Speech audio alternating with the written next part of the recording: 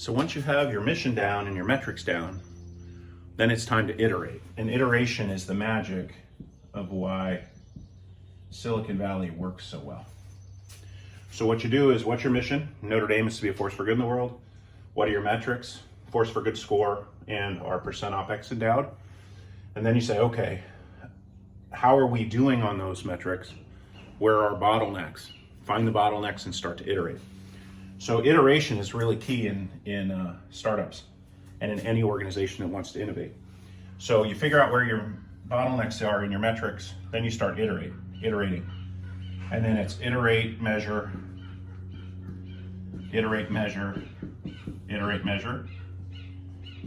repeatedly.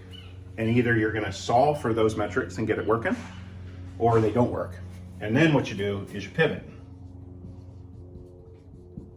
So you pivot to do a different solution that you discover if the first solution you thought was the answer doesn't get you to good unit economics. When you pivot, then you start the iterate, measure process all over again.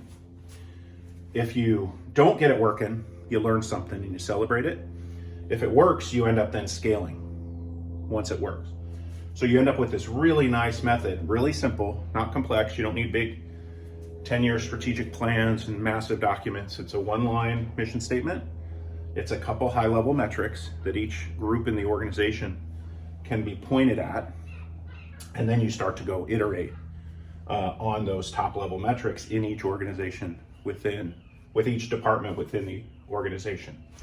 At ND, it's really interesting because if we get focused here on these two metrics, there's two amazing things that happen. First is we actually achieve the mission of the university to be a force for good. So I think we focus on this, we could probably 100x to 1000x our impact over the next 10 years. And that's needed because families are struggling, the planet's struggling, parishes are struggling.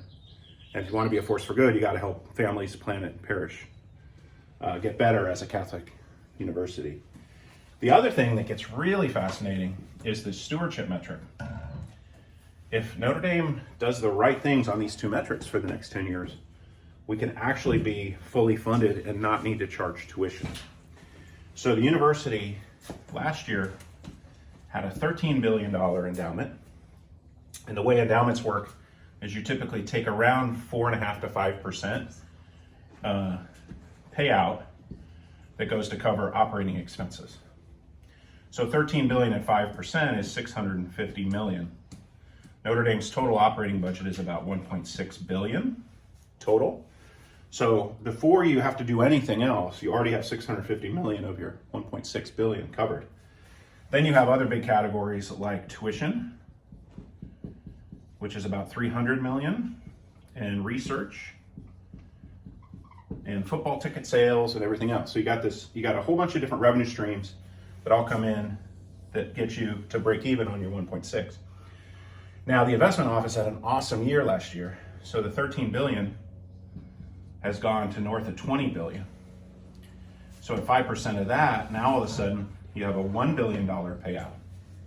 Well, if you add up OPEX, the endowment payout from the 13 billion plus $300 million of tuition, you realize now that a 5% payout on 20 billion generates an extra 300 million a year. So just with the growth in that endowment in 1 year, as that starts getting paid out, you actually could get rid of tuition now at ND with just the growth from 13 to 20.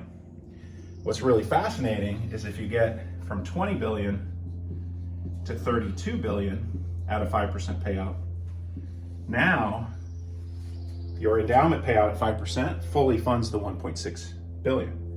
So then anything you charge for tuition, any money you get from research, any ticket sales, all that stuff is additive, which can give you a little buffer as endowments can go up and down on any given year. So you could actually take tuition down materially or to zero, probably now, if you hold the rest of the expenses nice and tight, or certainly within 10 years, if you hold your expenses tight and focus on these two metrics.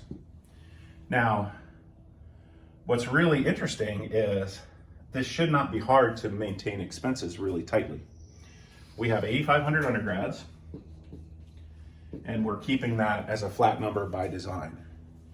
We have a 9-to-1 student-faculty ratio, and we have a 4-to-1 student-to-staff ratio. These ratios are world-class. You don't need to change or reduce these numbers at all. So if we have a fixed number of undergrads at 8,500, we should have a fixed number of faculty and a fixed number of staffers.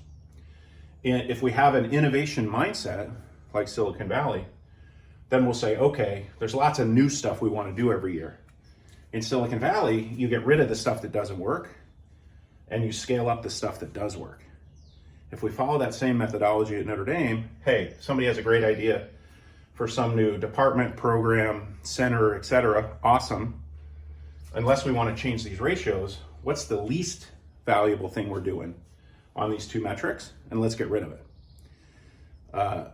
Today, in a lot of nonprofits and a lot of universities, they do everything they did last year, plus whatever they can fundraise for this year. If Notre Dame says, hey, we're not going to do that, because those aren't tied, that behavior isn't tied to our two key metrics, then we'll hold number of faculty and number of staff flat, and we'll figure out how to iterate, measure to keep getting better at using those resources to solve for these two metrics. And if we do that with the investment office doing their thing, in 10 years, Notre Dame will be fully funded just from endowment payout, not including research dollars and everything else. Then we can start to really get strategic, because you can checkbox off this metric and you can put 100% focus on the mission metric. Pretty amazing.